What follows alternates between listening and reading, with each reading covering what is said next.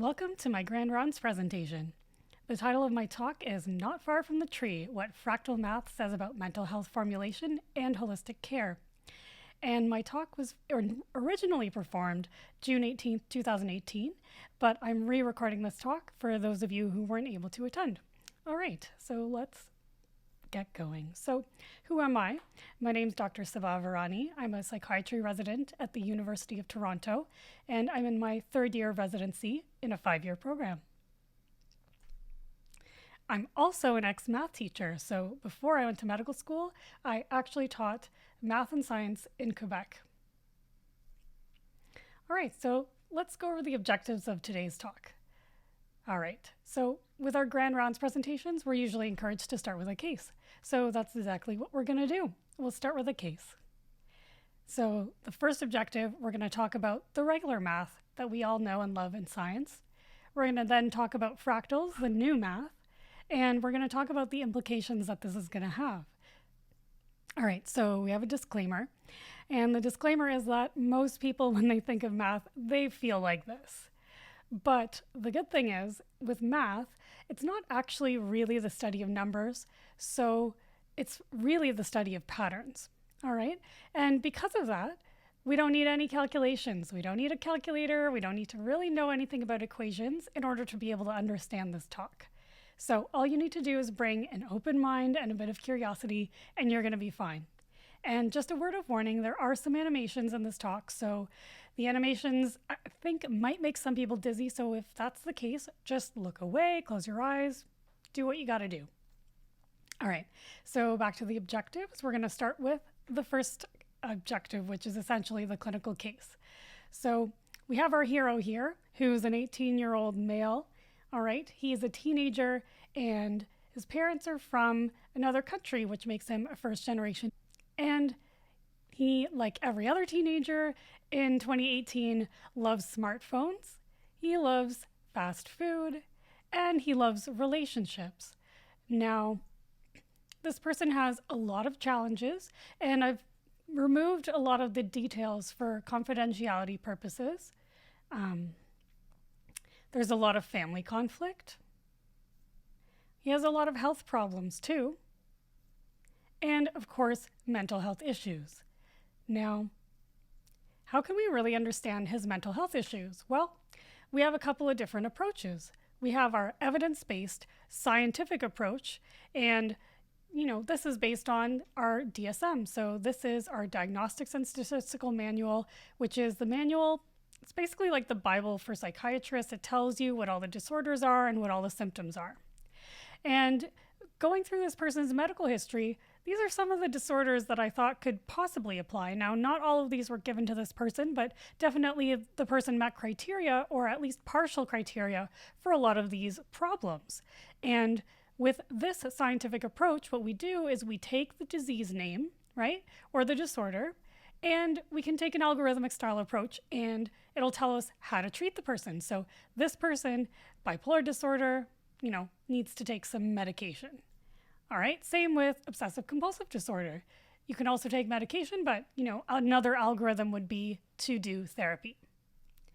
Now, there are some significant problems with this evidence-based approach, and the main issues are that it oversimplifies and it really ignores the complexity that the person has lived through that have got them to this point in the first place. Now, in psychology and psychiatry, there's another approach, which is to formulate the person based on a history and based on a bunch of pieces of information that we have. So when we do formulation, you basically take all of the facts and you put them into a story or a narrative that summarizes what's happened to the person. So you want to look at predisposing factors, whether they're biological, psychological, or social.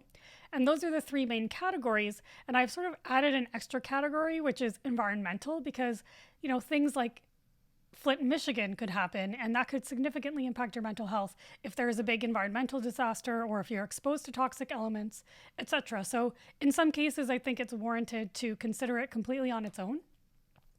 So we want to look for precipitating factors as well, We had predisposing. We want to look at precipitating factors. So around the time of developing mental illness, what was going on? What were the triggers? And are there any perpetuating factors? So longitudinal, ongoing factors, or maybe even something that's present from birth. So we want to gather all of these details, including protective factors. So are there some strengths? Are there some supports that are going to actually protect this person from developing worsening mental illness? And so we put this all together into a story, and the story helps us understand what we need to do next.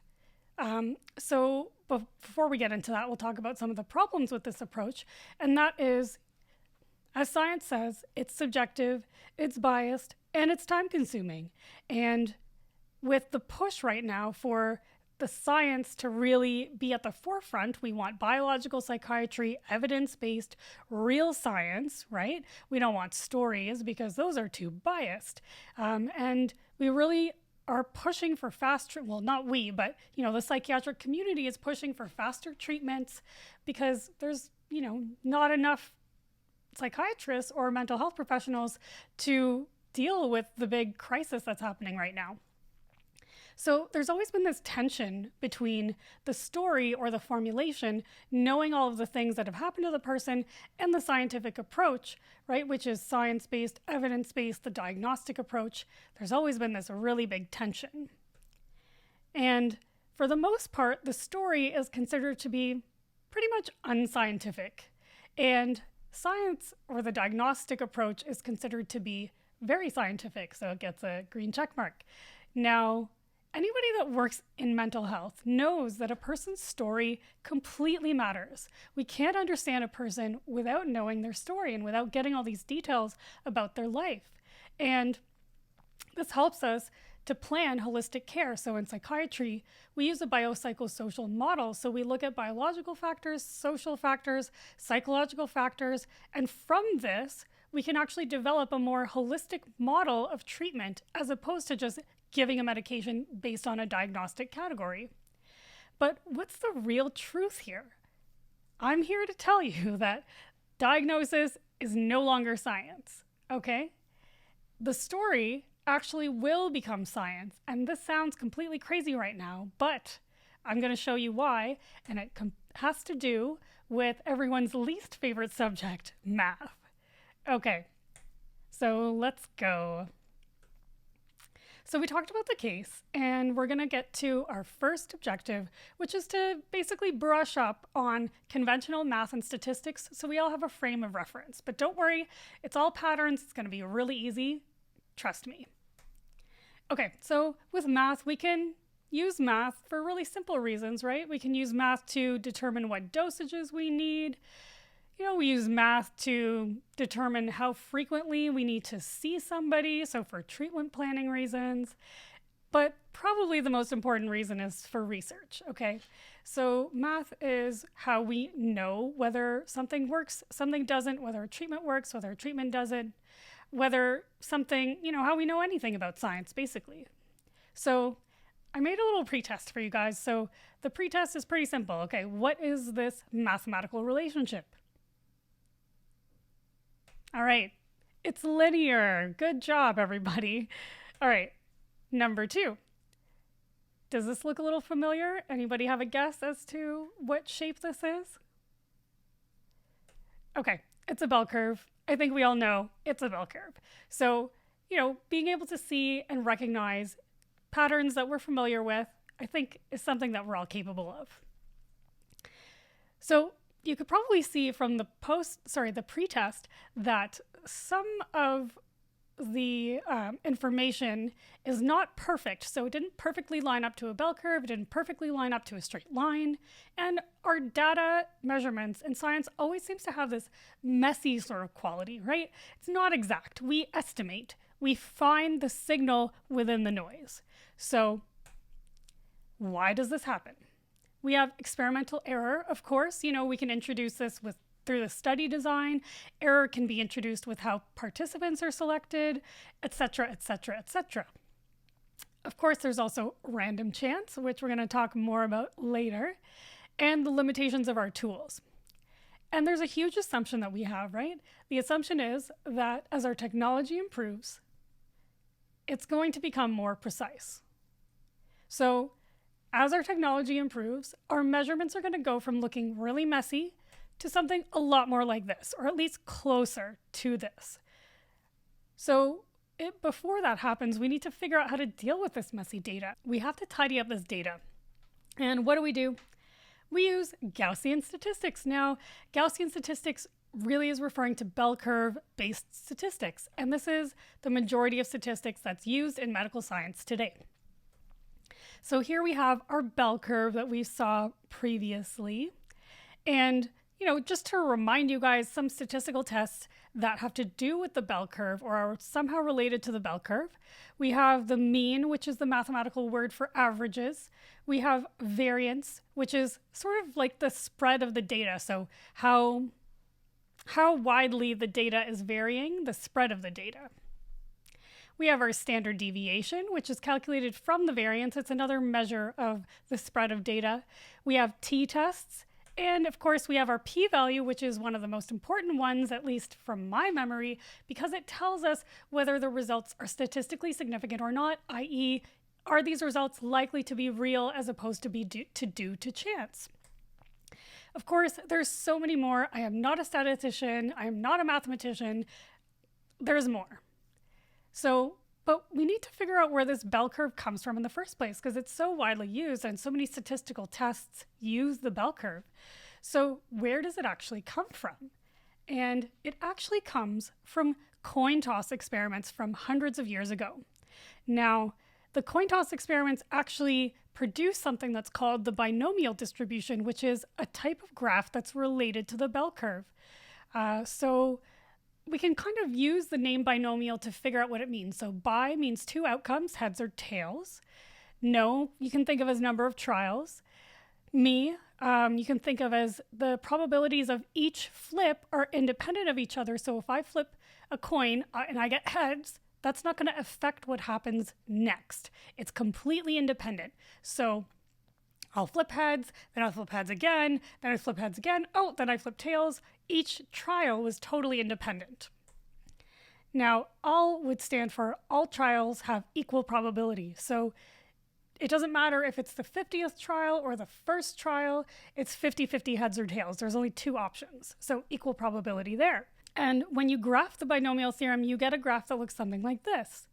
And as you get more trials, it starts to get more and more like this. Now, it's starting to look a little bit familiar, right? So there we go, right? It's our bell curve shape. So the bell curve was actually developed as an approximation to the binomial distribution. So as more and more trials would, make this graph look closer and closer to a bell curve, eventually the assumption is that it would eventually create this bell curve. And so we've been able to develop this continuous graph that's based on these discrete experiments. And the bell curve has pretty much become the entire language of science. So without the bell curve, we don't have any science. Most of our statistical tests that we see in regular studies are using the bell curve or somehow related to the bell curve. Of course, there's a bunch of problems with this when we really start to dig into where the bell curve came from, right? Are there really two outcomes in life? No. Right? There's not two outcomes, and those outcomes are not equally probable, right? It's not heads or tails. It's heads or tails plus, plus, plus, plus, plus, plus, plus in life, in real life. And are the trials independent of other forces? So if something happens to you, does that completely not impact what happens later? Well, reality doesn't really work that way, but science seems to think that, things do work as a coin toss experiment would. But when we really think about it, where are all the bell curves and lines in nature? I've never seen a single one anywhere. Even straight lines that we see if you zoom in with a microscope, you're going to see that your table is rough. The edge of the table isn't smooth either. So where exactly are these patterns coming from? And if things could possibly be randomly distributed in the universe, where is this happening? I mean, even gases, which are supposed to fill a container, don't even distribute randomly. They always have these billowy looking shapes, when we look at either ink or smoke or clouds. And even in the far reaches of the universe, where you'd think maybe things are going to start to distribute evenly, well, that doesn't really happen. We don't see random distribution of anything anywhere. Everything always has a shape. Everything always has a geometry. Okay, so I don't know if we have any space buffs that are watching this video, but things are not entirely random. And I wanted to share this with you because I think this kind of illustrates the point, right? So I don't know if anybody knows, but this right on the left side, we have a picture of Pluto from New Horizons, and beautiful, beautiful image. Was so fascinating to see what Pluto actually looked like up close. But you can see here that there's a really interesting shape on the surface of Pluto. It looks like a heart shape. And I think it's something like frozen methane or frozen, some kind of frozen substance that's creating this shape here. But when I don't even know how I found this photo, but I found this incredible photo where all of a sudden I could see here, there's this, heart shape. And it really, really reminded me of what Pluto looked like. Now, Pluto, of course, is billions of miles, millions of miles away.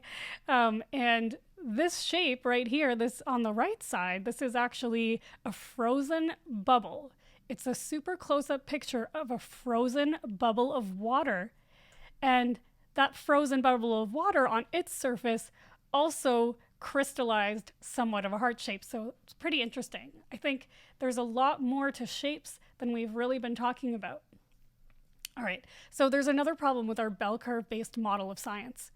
And that happens when we try to measure things in bulk. So this person is getting an EEG, which is an electroencephalogram, and you can see here that he's wearing the cap, which shows all the electrodes and everything. So basically in the EEG, what you're doing is you're measuring the electrical activity of the brain, and that is some electrical activity of a bunch of, millions of ion channels in the brain that are allowing electricity to pass through as neurons communicate with each other. So you get this bulk measurement, right? And most people know the EEG kind of looks like this. It's pretty messy, and it looks really noisy. All right. So you'd think that when we move down to measuring single channels, which is completely possible and has been for probably decades, what ends up happening is you still get a really, really messy result, regardless of whether you measure a single channel or not. So even though our instruments are improving, things are getting more precise, our measurements aren't really getting more precise. We're always seem to be chasing this sort of roughness or messy, chaotic data, even if the precision and accuracy of the tools that we're using is increasing. So that's something that's really confusing. And most people just kept on thinking, our tools aren't accurate enough, but there's another explanation. Clean data kind of seems like it's impossible. I mean, even in 2018, all of our technology, in any experiment, you're still going to get a bit of mess. All right, so we have these two problems, or these two major problems, and we're going to figure out how to solve them. And it's from new math. So math is a science, math evolves just like every other science. So if we don't try to learn what's happening in math in a new way, then I think the rest of science is actually going to get left behind. Okay, so we're going to move on to the second objective, right? We're going to move on to talking about fractals. Finally, the meat of the talk, the new math that everyone has been waiting to hear about. So in the 1970s, a man by the name of Benoit Mandelbrot was working in the basement of IBM, and I think he was working on some kind of experiments related to sound transmission. I don't remember exactly, but he was working on some experiments, and because he had the luxury of computing technology, he actually ended up discovering something remarkable. So what he did was he took this extremely simple equation. Now, this equation, if you remember from high school, it's okay if you don't, but this type of simple equation with a squared if you graph it on a regular graph, would look like a parabola. So it would look like a curve, a U-shaped curve. And it's super easy to graph. Most of us at least have come into the contact with this a little bit if we took high school math. All right, so back to the equation, right? So he takes this equation and turns it into, instead of a single equation, turns it into a recursive sequence. Now, a recursive sequence, here we have an example of a recursive sequence. This is the Fibonacci sequence. And you can see with the Fibonacci sequence, it's recursive. So that means that the answer to the first part is used in the second iteration to calculate the second part. And the answer from the second part is used in the third iteration to calculate the third part, and so on and so forth. So in the Fibonacci sequence, you have the first two, the previous numbers are added to get the next number. So you get 0 plus 1 is 1, then you get 1 plus 1 is 2, then you get 1 plus 2 is 3, then you get 2 plus 3 is 5, and so forth. So he took this equation, he put it in, made a recursive sequence out of it, and he graphed it onto something known as the complex plane, which we won't really get into because it's a little bit beyond the scope of this talk. But basically, the complex plane is a special type of graph that graphs real and complex numbers, and because of computing power, was able to do this millions and millions of times, was able to just let the sequence go millions of times. And he strung it together in a visual sequence and got something pretty remarkable. All right, so this is what he discovered. So this is the whole set.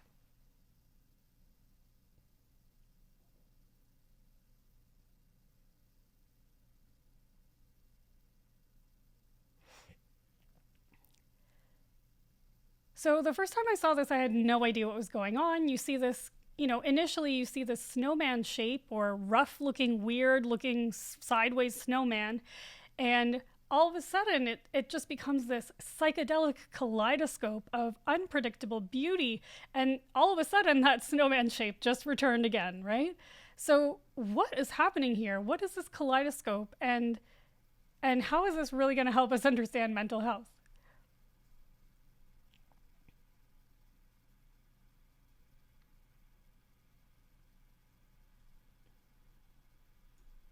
All right, so this is actually known as the Mandelbrot set. And the Mandelbrot set is probably the most famous fractal shape ever. All right, so what was that? And how does that have anything to do with mental health? So it turns out that Mandelbrot has actually discovered a completely new geometry. Okay, so that entire video was one shape. It's one shape because what you're looking at is a recursive algorithm. So each stage is like a new recursive step in the entire shape. So this fractal geometry is actually the geometry of roughness and complexity in our world. Okay, so he named it fractals, and he named it fractals because I think fractus comes from Latin, which means something that's fractured.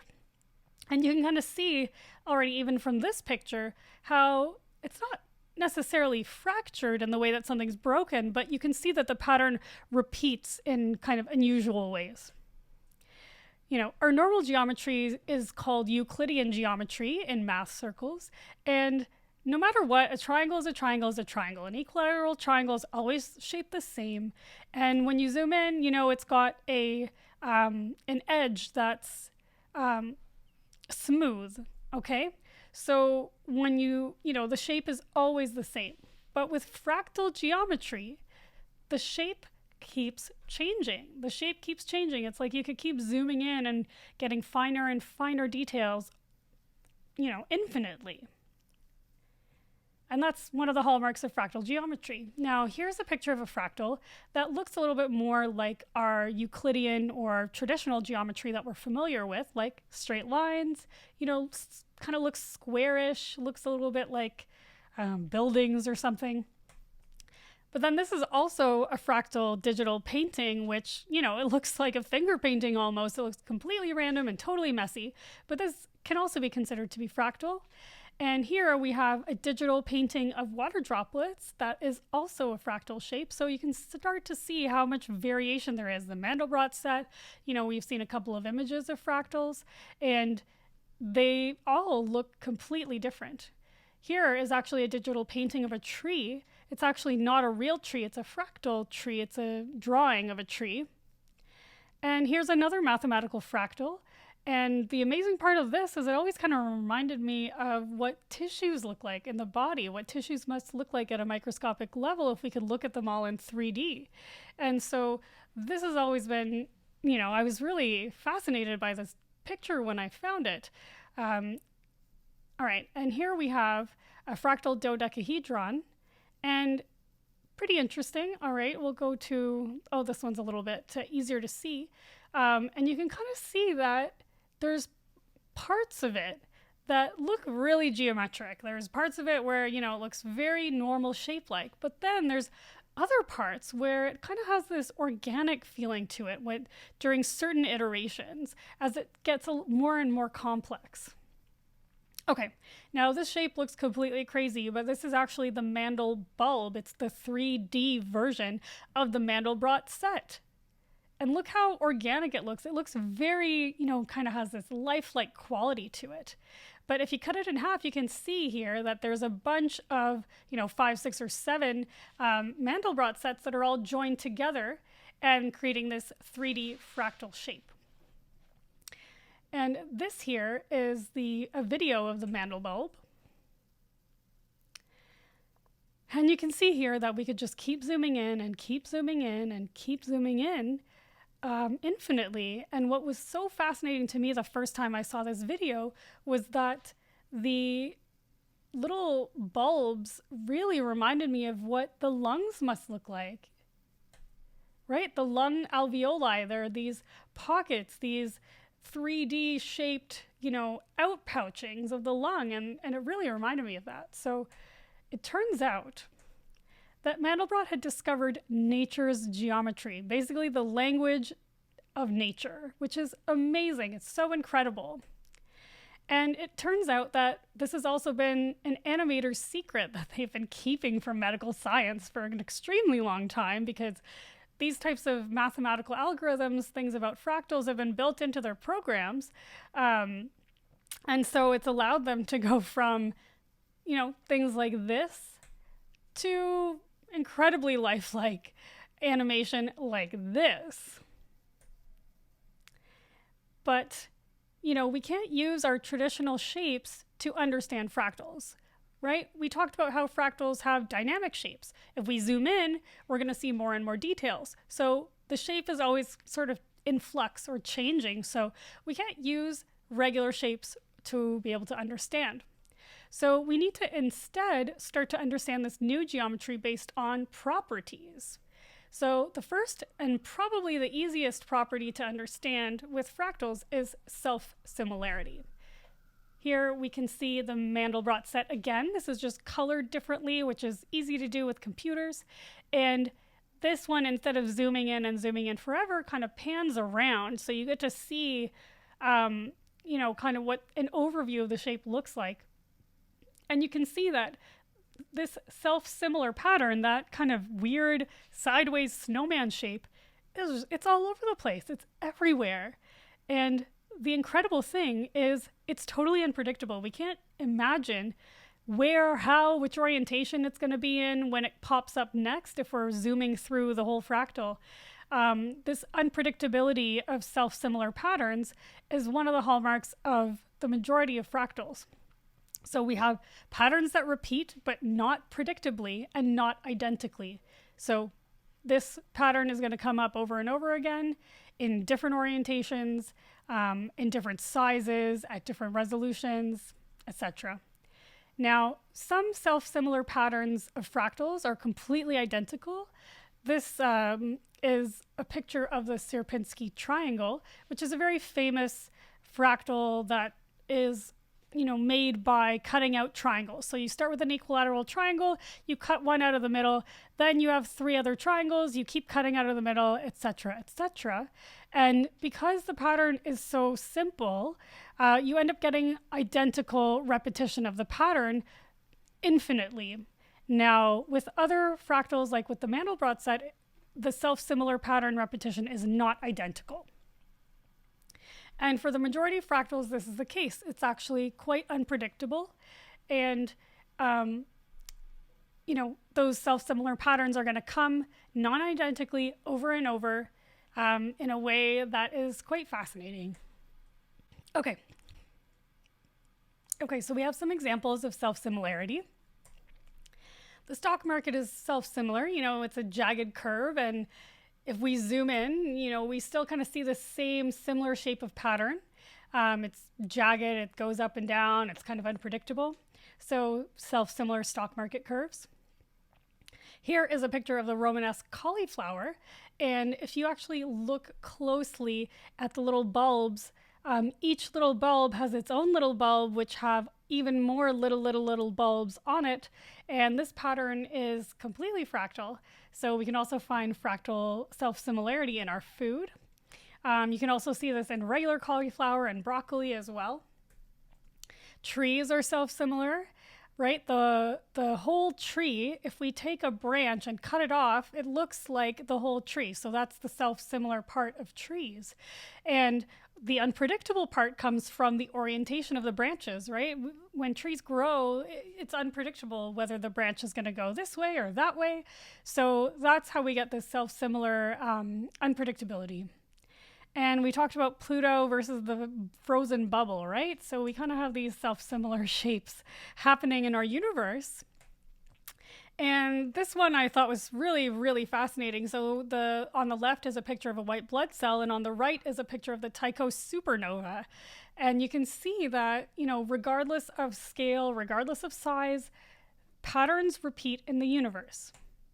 Spiral patterns, Fibonacci spirals, right? We see these everywhere. We see it on plants, we see it on shells, we see it in the human body, spirals in the Milky Way galaxy, wave spirals. It's just everywhere at different levels of scale. And that's what gives us a clue that this is a fractal pattern. Branching patterns we already talked about, right? Trees are fractal shapes, right? They're self-similar. They have the same pattern repeated over and over again at smaller and smaller scales, and it looks identical. So branching patterns, we have blood vessels, we have neurons, and if anyone can guess the last one, then that would be pretty amazing. But it's basically a map of the distribution of dark matter in the universe, which looks exactly to me like a neuron. We have jagged edges. Smoke and clouds are also self-similar. So these billowy shapes, rough shapes. Ferns are also self-similar. So if you take one of the little leaves and you magnified it, it would actually look a whole lot like the big leaf that we're seeing here. And it can also extend to things like time. We can also think of seasons as a self-similar pattern. So, for example, fall comes every year, doesn't come exactly the same time every year. And each time it's slightly different, but it keeps happening. This pattern keeps repeating, and that's a self-similar pattern. So the apple doesn't fall far from the tree. And we could even think of our own offspring as having this self-similar pattern. So this is a picture of my best friend and her new baby, and I was just completely amazed because her baby looks exactly like her. And this is, an extension. You can start to describe this in terms of fractal self-similarity, right? Her child might resemble her, but it isn't identical to her. And that's one of the key points. This also happens with not just your child, but, somebody's familial line. And here I found a picture of my grandmother when I was going through some old family photos, and I was completely shocked because it looks exactly like my wonderful sister. And even the hairstyle was the same, which is incredible, right? Self-similar features being passed down through somebody's familial line. So completely incredible.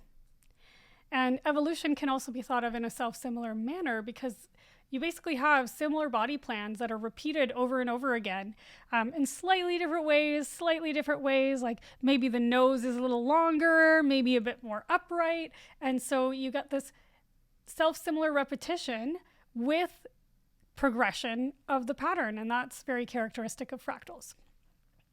So we talked about self-similarity, and we're going to move on to the next property, which is the infinite nature of fractals. So we talked about this before, right? Fractals can kind of go on forever.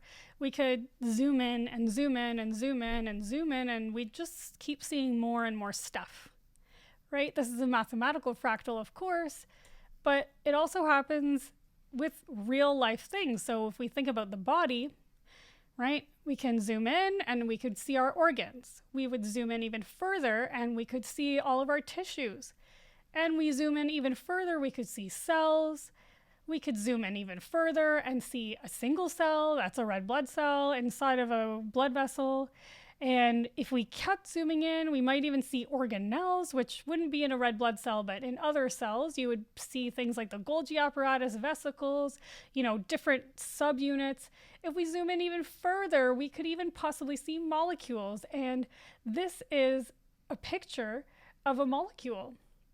They've actually been able to photograph molecules and you can see the shapes, right? The shapes are kind of next to it in the way that we understand it, but you still see this kind of fuzzy, rough border, which is pretty characteristic of some of fractal shapes.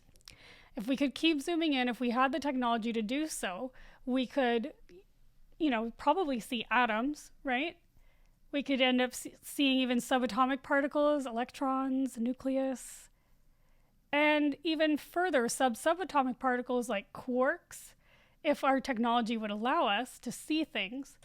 And it kind of made me think we need to rethink this idea of infinity, right? I mean, there's probably no limit to what we could find. Beyond quarks, there might even be subatomic particles. And if we keep looking and keep zooming in, we might likely still find other things, other particles.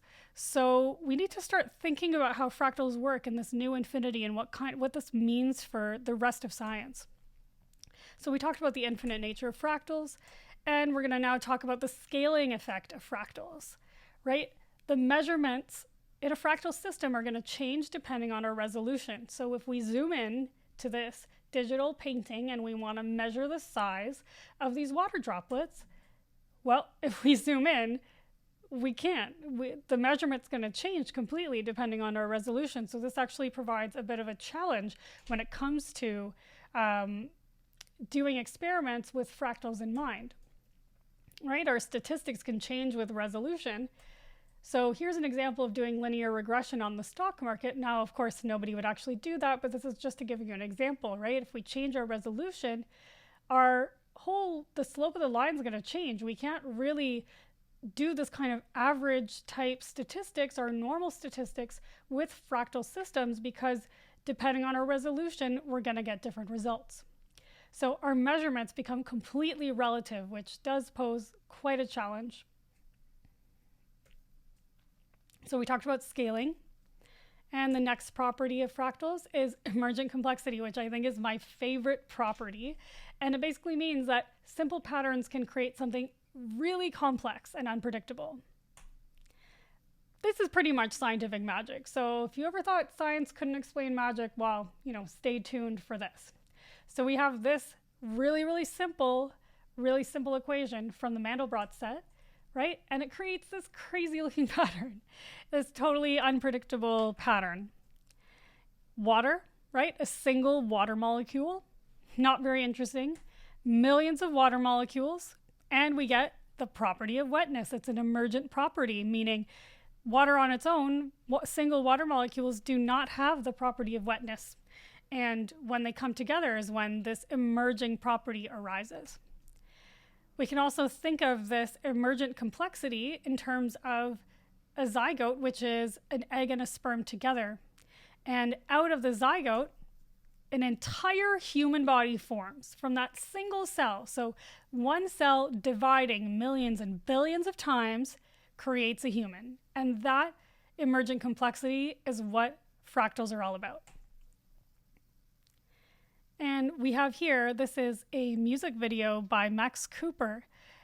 So Max Cooper is a musician and made this piece of music video based around the idea of evolution. And you can see here that the animator who did the video, you can see repeating patterns and how these simple repeating patterns that interact with each other are all of a sudden becoming more and more and more and more and more complex in unpredictable ways. And this video is very beautiful, and it just keeps going with many different other, it's quite long, so I'm not going to play the whole thing, but it's definitely quite remarkable. And as things move forward, things become more and more complex, and life seems to start emerging out of this. And although this is just an animation, this really speaks to how life evolved from simple to complex organisms. Okay, so we talked about emergent complexity, and now we're going to talk about chaos, which is kind of related. So many of you guys might have heard of chaos theory, and chaos theory arises because fractals are logarithmic. So what that means is, they have this logarithmic exponential effect. So you can see here that as this fractal shape, as things are getting smaller, they're getting exponentially smaller. They're getting much, much, much, much smaller, not in a linear way, but in a logarithmic way. Which means that things are sensitive to changes in conditions, because if you change any part of the system, because it's logarithmic or exponential, you could think of it as they're interrelated, those changes are going to amplify significantly. So one tiny little change could send the system barreling down, another result. And this, I apologize, ended up being really low resolution, but here we have the Mandelbrot set, and let's say we change the value of C, we could potentially get a totally different looking pattern. The colors, don't mind the colors, you can change based on the computer, but how the shapes are and what you see first and how the pattern emerges could be totally differently if one little thing has changed. And this gave rise to the butterfly effect. So the butterfly effect is basically a theory that helps explain chaos theory.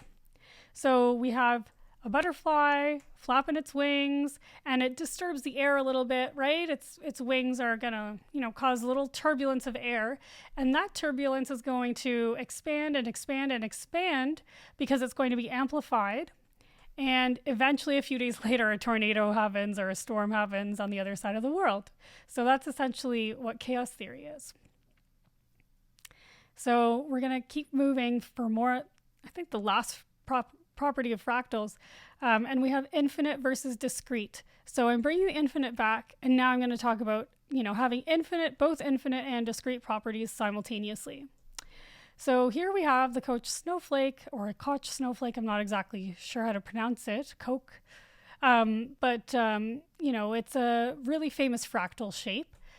All right, and it's made from an equilateral triangle where you add triangles to each side, and then you add triangles again. Then you add triangles again, then you add triangles again. And you can see as you add triangles that the perimeter, or the length of the outside line, if we traced it, keeps getting longer and longer and longer.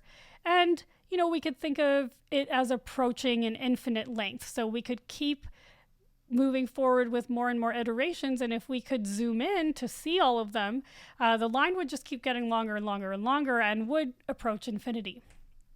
So infinite perimeter. But the interesting thing is the area isn't infinite. We can draw a circle around it, and this shape is always going to be inside of that circle. It's never going to be larger than this circle. So there's this discrete property, and at the same time, there's an infinite property. So we have a discrete area. So we can, that sounds really, really abstract, right? That's just a mathematical fractal, but this happens in real life. So here we have a picture of Baffin Island. It's a map, right? And if we try to estimate the perimeter of the coastline of Baffin Island using the map to estimate, let's say we get a value X, okay? And then we tried to do the same thing using a satellite image, which has way more nooks and crannies. So we can, go in and see there's like all these extra little parts that we weren't able to measure before. So our coastline is actually going to become much longer. And if we could actually go in and zoom in even more and even more, we'd find the same effect as with the Koch snowflake, which is that the perimeter is actually infinitely long. And this is actually known as the coastline paradox. So we have this weird part of fractals. So partly they can have infinite properties, they can have discrete properties, which means not infinite or separate properties. So really, really bizarre. But we do have a real example of this infinite and discreteness of things. And that is, electrons. We can see it with electrons. So electrons in some experiments are actually perceived to be or thought of as discrete particles, like a billiards ball, right? And there's an experiment called the photoelectric effect where electrons are ejected from a metal surface.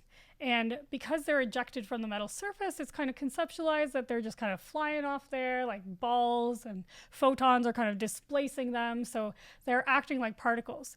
But in another experiment, in Young's double slit experiment, where you pass electrons through two narrow slits that are close together, you actually don't get anything like that. You get an interference pattern. So on the wall, you would actually see bright, dark interference pattern, which is really, really crazy. So somehow electrons are acting in one experiment as a discrete particle, like a billiards ball in the photoelectric effect, and in the Young's double slit experiment, it's acting as an infinite or unlocalized non-particle wave.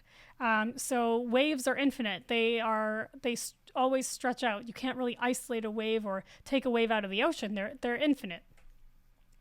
And so that whole idea of electrons being both infinite and discrete, or electrons acting like particles and sometimes acting as waves, is known as the wave-particle duality. So this is one of the most interesting paradoxes in physics that has always been really difficult for me to wrap my head around.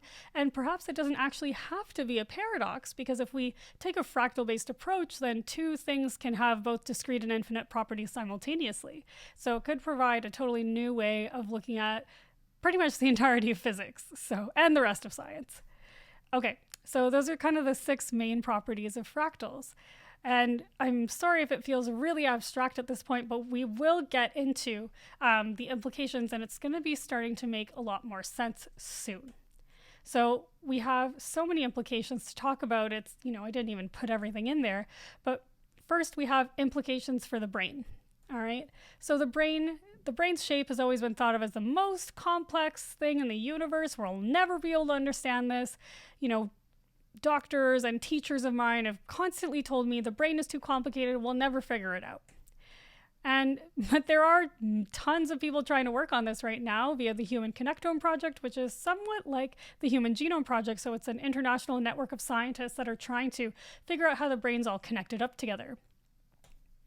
So why do we even care what shape the brain is, right? Can't we just treat mental illness without knowing that?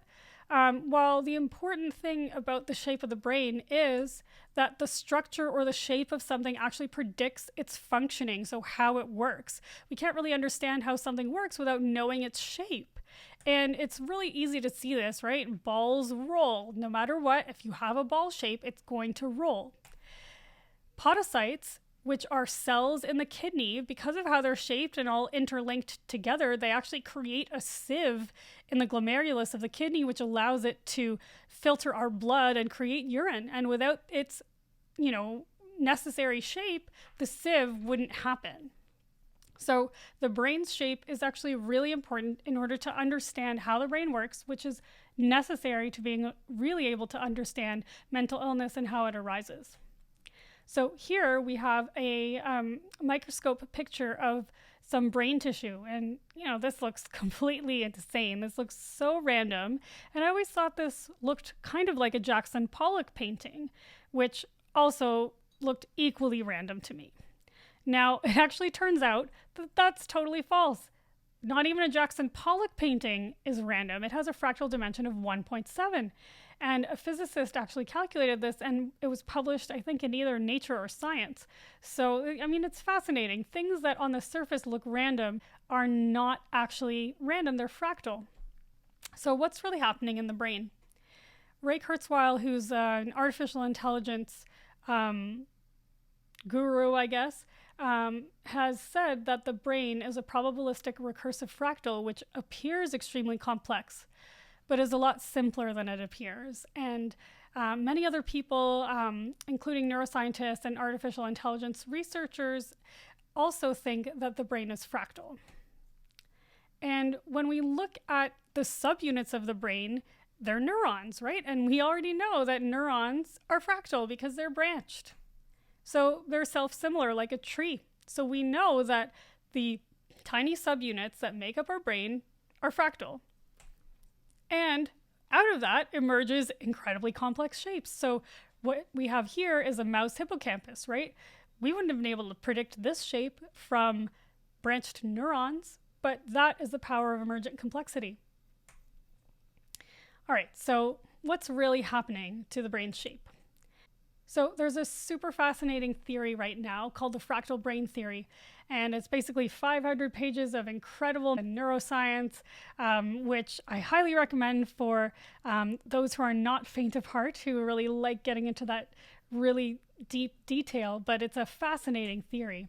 And the theory goes that the brain, the fractal pattern is actually based on binary trees. Now, binary trees are really important data structures in neuroscience and computer science right now because they can store tons of information because of their branch structure.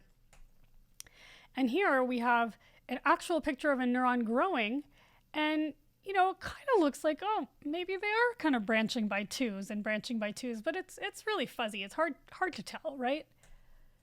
So is this binary branching, or is this, binary branching by threes, branching by fours? It's so difficult to tell, especially in a flat image. But there are people that are researching neuronal growth using 3D models and really trying to figure this out.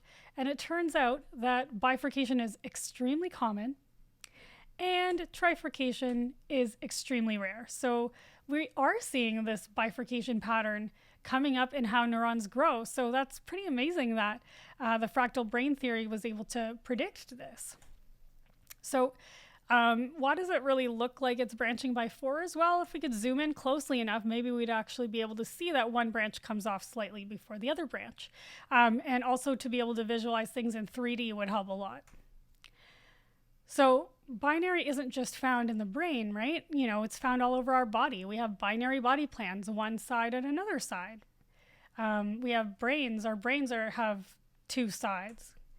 We have binary cell division. So, one cell makes two cells, makes four cells, etc. And our DNA is completely binary, right? It has this binary pattern where it splits into two and then copies itself. And so when we keep moving forward for more evidence of the fractal brain theory, it's pretty fascinating. So mathematical models, if you look at A over there at the top corner, A actually is that's actually a binary tree, but it's flattened out. It's called an H grid. So it looks really flat, but it's actually the same thing as a binary tree that we saw earlier.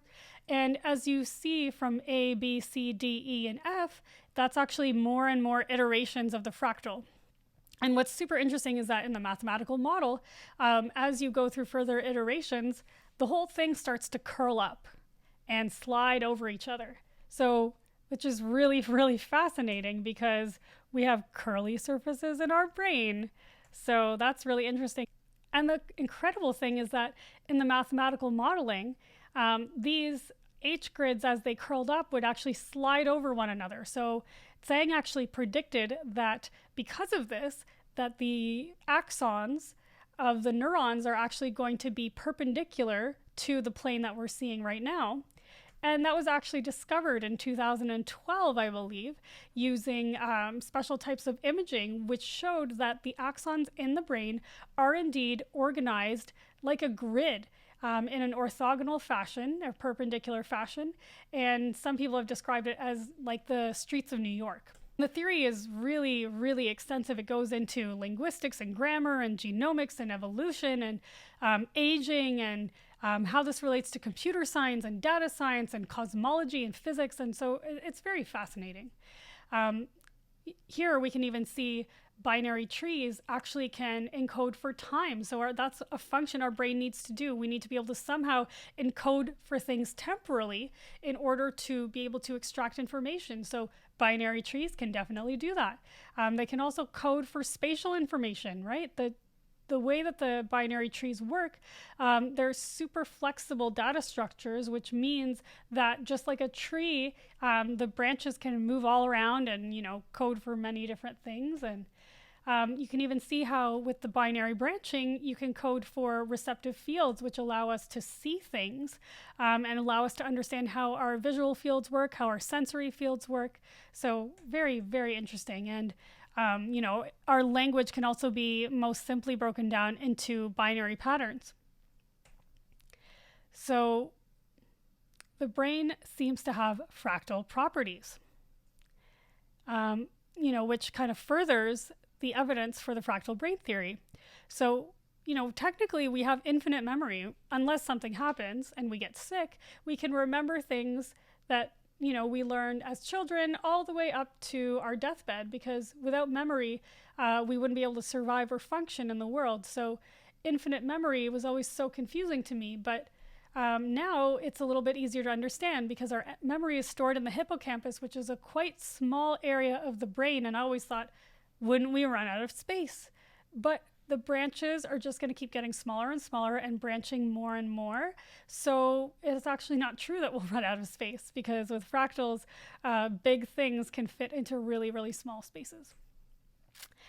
Fractals actually provides an explanation for Gestalt perception, which is the concept that our perception in the brain works in the way that it's more than the sum of its parts. So we can see here, there's all these messy dots, but we actually see an image inside of these messy dots, which is a dog sniffing the floor, kind of walking away towards a shadowy area, which maybe is a tree.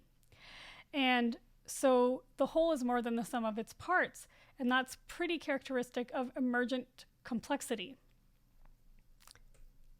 And human intelligence is also an emergent phenomenon. And is image. So this is actually a picture of an underwater painting by a pufferfish. So they make these paintings in order to attract mates on the ocean floor. So they basically take their bodies and they kind of rub around in the sand and they make these really beautiful mandalas. And, being a little bit of a math nerd, I recognized the proportions are actually the proportions of the Fibonacci circles, which, you can see here. I tried to draw them. And it's not exact because it just depends if you didn't get the picture exact, but you can see how close it is. And so, how are we having both binary patterns in our brain and the Fibonacci pattern in our brain? Because the pattern would have to be in the pufferfish's brain somehow in order for it to be able to make that pattern during its mating ritual. And so how do we get these two patterns occurring together? Well, fascinating. There's something called a Fibonacci tree.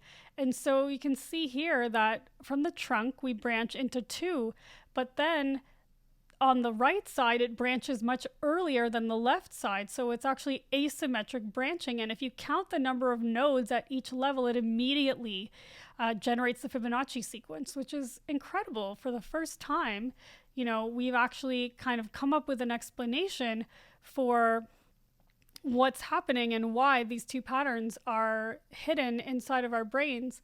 And you can see here that with the photo of the neuron, you do see asymmetric branching, which is pretty incredible.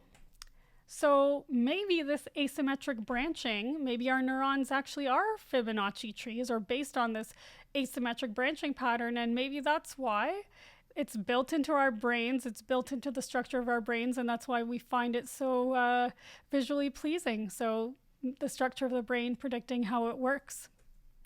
So those are some of the implications of the brain in terms of fractals. And there's data implications, of course, as well. So Gaussian statistics we talked about at the beginning of the talk, right? The statistics actually change with resolution in a fractal system. And we talked about that already. So our measurements are relative.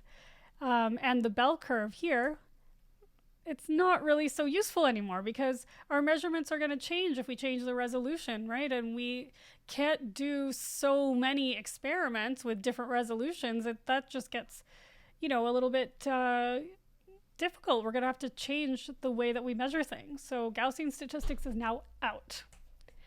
And another data implication is we have to rethink the idea of randomness, right? We talked about this at the beginning. If we're really looking at the universe the way that it is, a fractal universe, things aren't random. Like they look random, right? The tissue under the microscope looks pretty random, but it's probably not, right? There is organization to things in the universe. So repeated fractal algorithms. And here we have a picture of two graphs. One is a completely random graph. So all of the dots came about completely randomly using some kind of computer algorithm.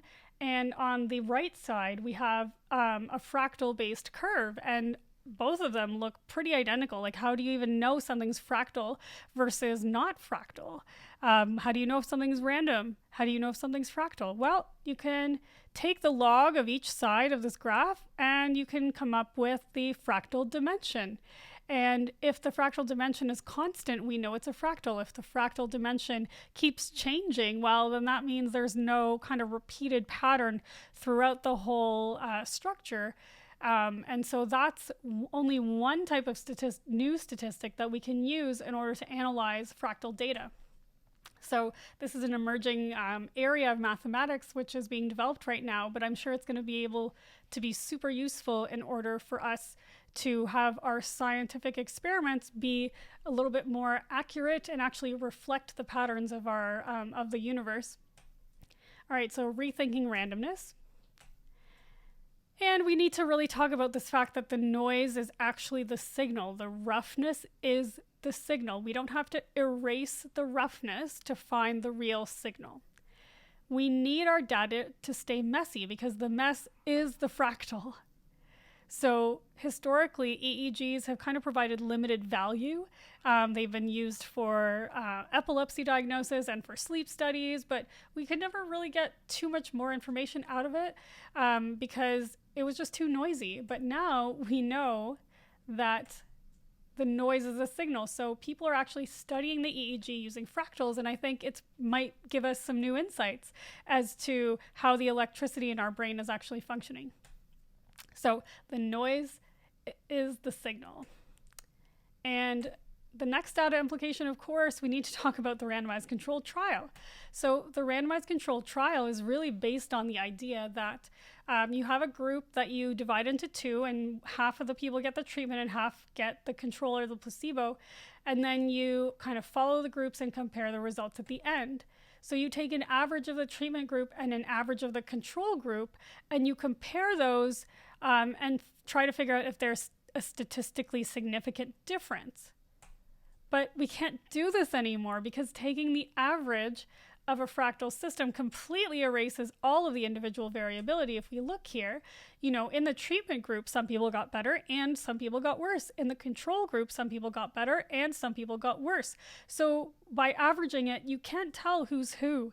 And in a field like medicine, where you need to be super accurate with the individual person sitting in front of you, this methodology just doesn't cut it when it comes to complex fractal biological systems. All right, so that's out. So we're going to need another way to deal with this. We need new math in order to be able to try and do experiments to see what treatments work and what don't work. And we have a new way of doing this. It's called graph and network theory. So this graph is super messy, but if you want to think of each dot as a person, and maybe the one axis is improving and one axis is treatment or whatever. So you're actually retaining all of the complexity of each individual person in this chart, as opposed to taking an average and erasing the complexity. Here we have it all on the table. We have everything in this graph. So you could take each point and analyze it individually to see, oh, what happened with this person? Did they get better? Did they get worse? And you could see and start seeing clusters of patterns. So clusters of people that improved with X or didn't improve with X. And you could even start teasing out some factors, maybe individual genetic factors or, lifestyle factors or traumatic event factors, things like that, to actually see like, okay, what worked and what didn't work, and how to really get a better sense of how our treatments are working in individual people. So what about the placebo effect, though? Because I think a lot of people are going to be trying to figure this out. So with the placebo effect, for those of you who don't know, the placebo effect is basically if you believe that the treatment is going to work, the treatment actually will work better. So in a randomized controlled trial, what they would do is they would actually, with the placebo group, they would compare it to the treatment group because they wanted to remove the effect of the placebo to see, hey, does this work without a placebo? Does this just work inherently? And so that's why the placebo effect was, done with randomized trials. But it's actually really more of a statistical exercise that can only be applied in a population of people, right? Because the only way to find the placebo effect is you're taking averages of the two groups and comparing the difference. So it's really a statistical exercise, and you can't apply it to an individual person. You really can't apply it on the individual level.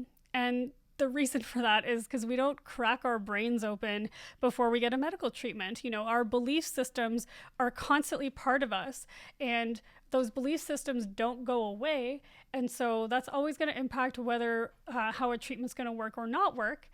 And the doctor-patient relationship is always going to be present. So trying to artificially remove it in a way is somewhat counterproductive, because if we could see, this person saw the doctor 3-4 times a month and they improved, that's important to know as part of the research and not just the response to treatment. So, we're going to abandon our traditional style randomized controlled trials, and we're going to go for something more like the network theory, where it's actually going to preserve not only individual complexity, but also the placebo effect. So some people that believed in their doctors and did better, like all of that information is still on this chart. So it's not being removed or anything like that. So the placebo effect can still be analyzed using this, not necessarily in the same way, but those impacts are still present using this type of model to study. So, and also we don't even necessarily need to randomize then between two groups, because we're not really looking at averages, right? We're not averaging two groups together and comparing them in this randomized way. And so, I don't even know if it's completely necessary. And so the interesting thing is, if non-randomized trials that are conducted with more of a graph theory, network theory kind of approach can give us the information that we're looking for, then maybe we can actually even decrease our dependence on big pharma money, because that is really what's driving the research right now. It's driving the randomized controlled trials, and smaller studies or unrandomized studies are always seen as, not effective or not true. And this new way of looking at the math actually can dramatically change that. So we will likely not have to depend so much on industry in order to tell us, what's real science and what's not. Okay, so we talked about the new math, and now for probably the most exciting thing is the clinical implications, because a lot of you guys might be clinicians or people struggling with mental health. So self-similarity, how can we apply this concept to a clinical situation? Well, usually with chronic illnesses, there's self-similar patterns, right? You don't always stay sick, generally. A lot of things are these relapsing, remitting kind of courses. So you can think of self-similar illness interspersed with periods of self-similar wellness. And how do we, influence one pattern to come out over the other pattern. You can even think of self-similar relationships. So a lot of times in mental health, you kind of hear this story of a person who is dating the same kind of toxic individual over and over again, falling in love with the same person over and over again, not the actual same person, but similar types of people. And that's kind of this self-similar pattern, right? Non-identical repetition. People have self-similar fights, fight about the same thing over and over again with either their friends or family. Self-similar cycles of abuse. We could think about abuse repeating through generations, intergenerational trauma, all through a self-similar lens. And our thoughts can also be thought of as self-similar. So our thoughts, which essentially are language, right, our internal monologue, our thoughts can be self-similar because they are combining words in different patterns, millions of combinations, infinite combinations over and over again. So it's pretty interesting to kind of apply this type of geometry even to thoughts or even to, time scales. And life is, you could think of it as a giant fractal zoom. It's like looking at the Mandelbrot set. If we could, have a video of our entire life passing by, we could think of it as a fractal zoom, which is pretty powerful. So we talked about self-similarity.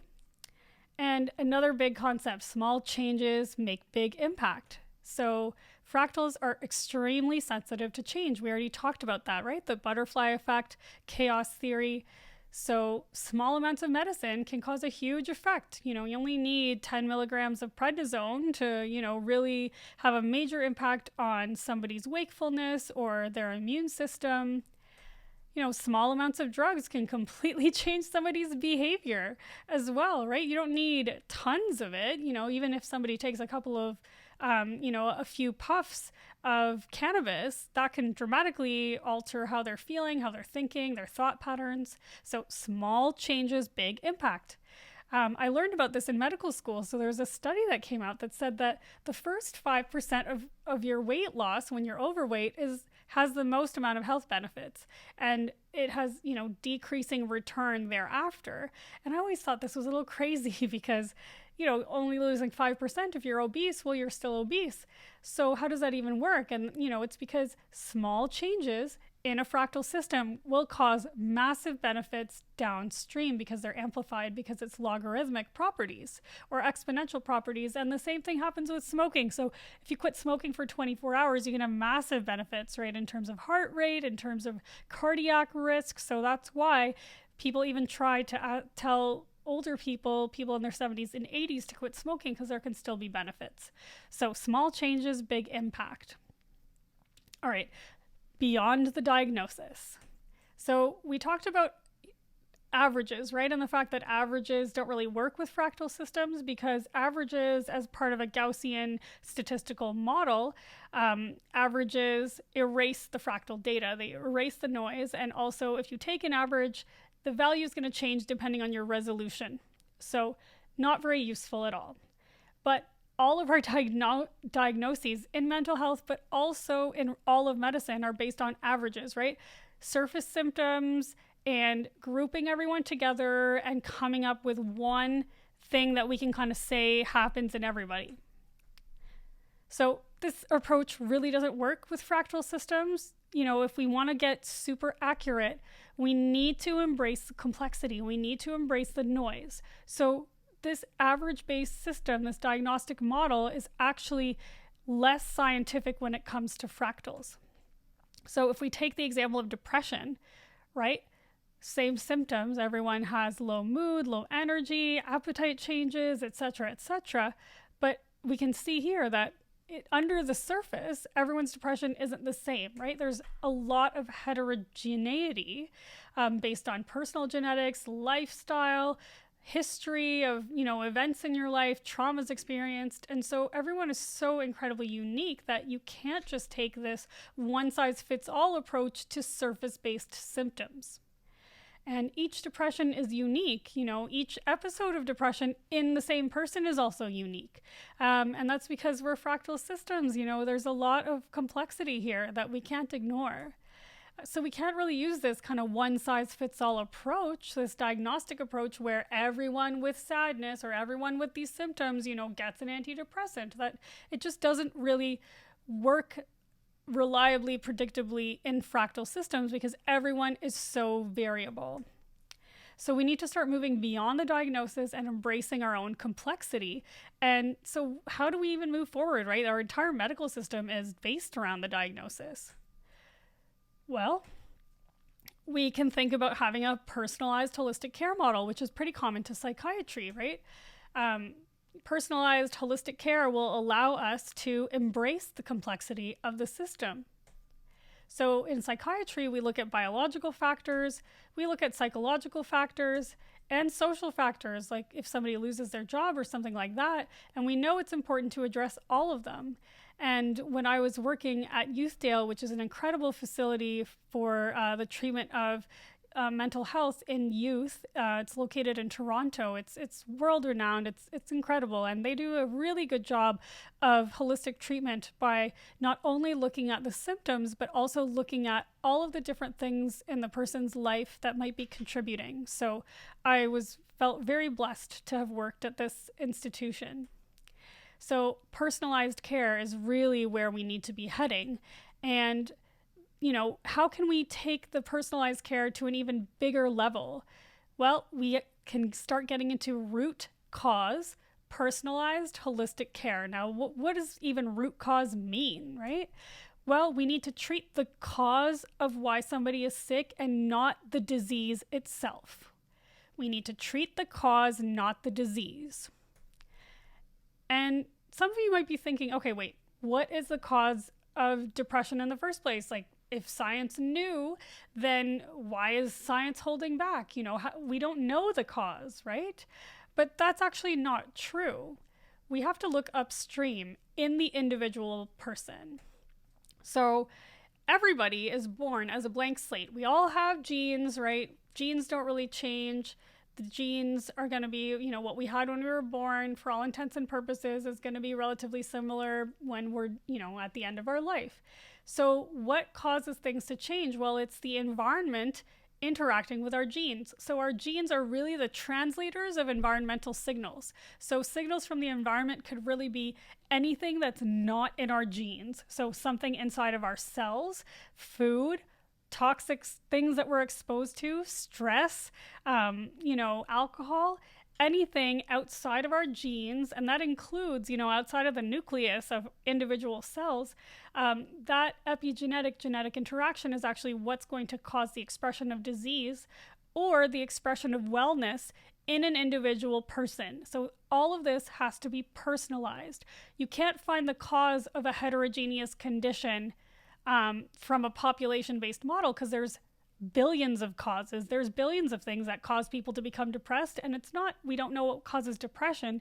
It's that we're not looking for what causes depression in each individual person. So we need to really start tracing unique epigenetic triggers throughout a person's life in order for us to understand what caused a person to become sick, in order to be able to target those in a root cause personalized holistic model. So the way to do this is with a new type of medicine called functional medicine, and it's being developed at the Institute for Functional Medicine as well as a bunch of other private centers. But the main hospital-affiliated research-based functional medicine is being done through the Cleveland Clinic, which is a really big hospital in the United States, and they're the first academic center to be able to explore this concept of functional medicine, which is treating the cause of a chronic illness. So functional medicine is actually based on systems biology. Now, systems biology is a term that means that all body systems are interacting simultaneously at the same time.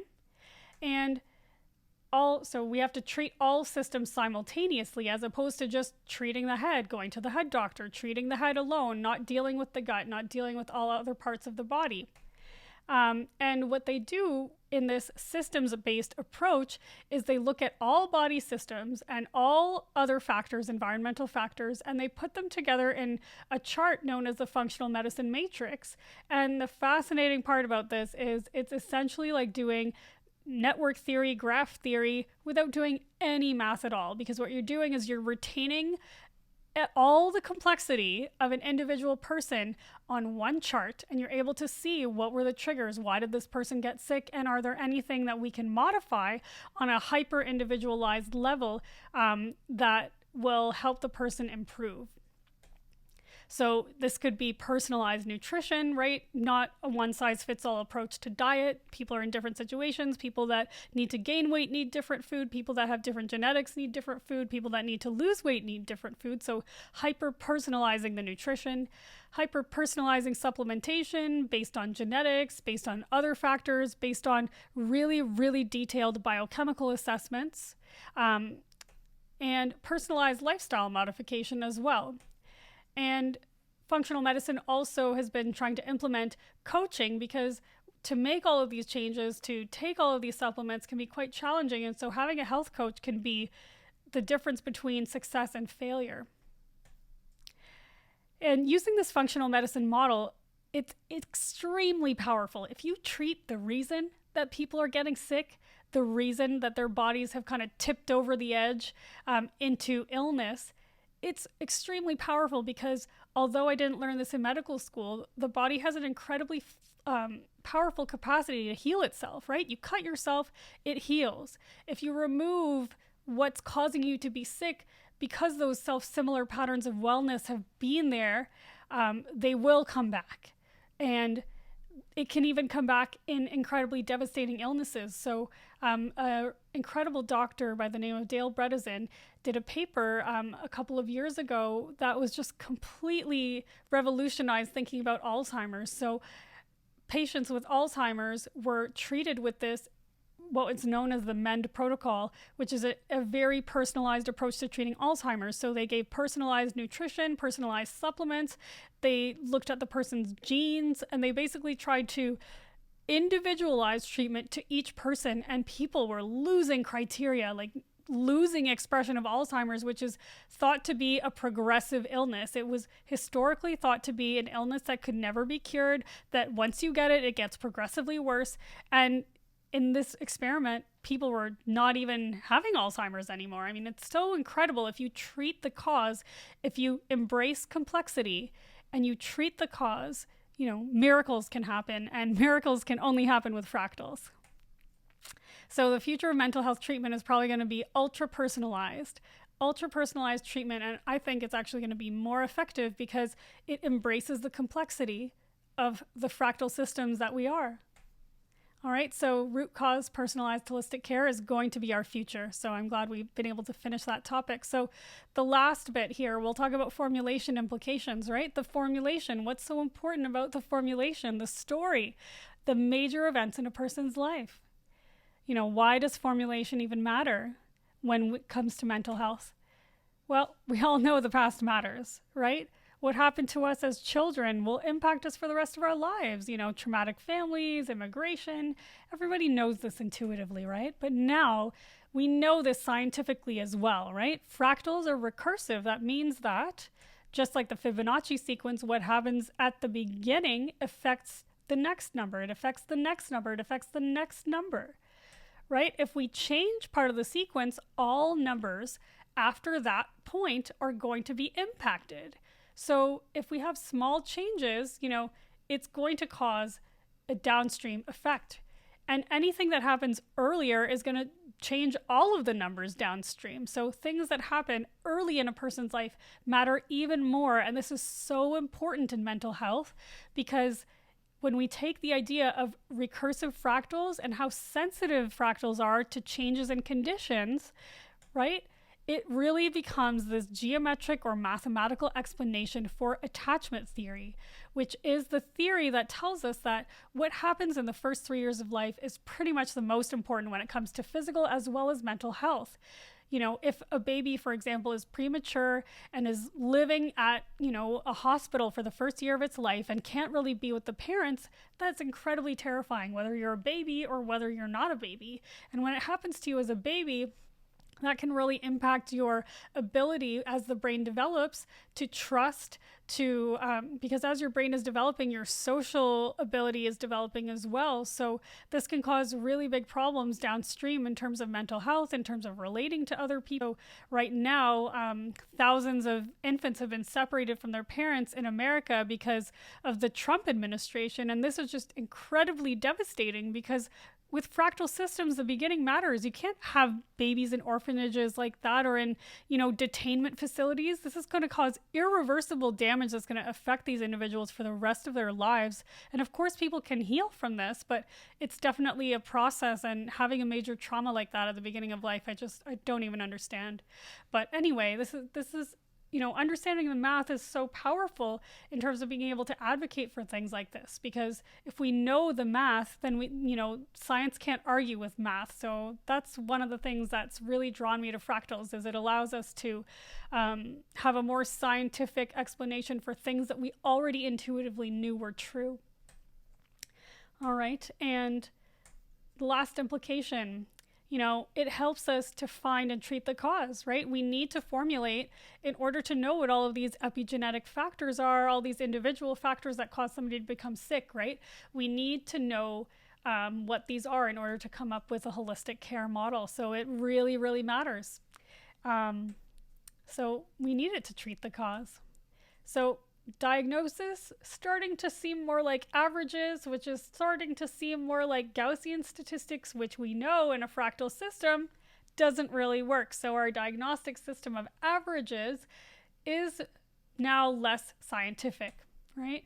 And the story is actually more scientific. Major events that have happened in a person's life definitely have impacted the mental health of a person. We don't have to question now whether or not it's subjective or objective. If it happened to you, it matters, basically. So we talked about the case. We talked about old math that is frankly still the predominant math of research right now. And we talked about fractals and all of their implications. So I hope I've been able to convince you that we need to go from models like this, to models like this, that really start embracing the complexity of the world around us, and we now have the tools to do so. All right, so we have the post-test, so get ready. Okay, we remember this from the beginning, right? So what is this? What pattern is this? Last time it was linear, this time it's fractal. All right, post-test. Is it a bell curve? Nope, it's fractal. And you could see with each trial, if there's more and more trials, it's still going to be a stepwise curve. It's never going to become smooth. So the Gaussian curve, which was an estimate of this binomial theorem, the binomial theorem is actually fractal. It's not ever going to become continuous with the bell curve as much as we would want it to. All right. So thank you very much for listening to this talk. I hope it was interesting. I hope it brought up some new, interesting ideas that you can incorporate in your idea about mental health. All right, and anybody who wants to completely deep dive into fractals, there's some free resources here as well as some videos. And for those who really want to get into it, there's a couple of books here that I highly recommend because they're for non-mathematicians. And so I was able to learn a lot about fractals, about the math of fractals from those books. So if anybody is interested, then take a look at those. And I have the references here. So if anyone's interested, have all the references here. And the image references as well.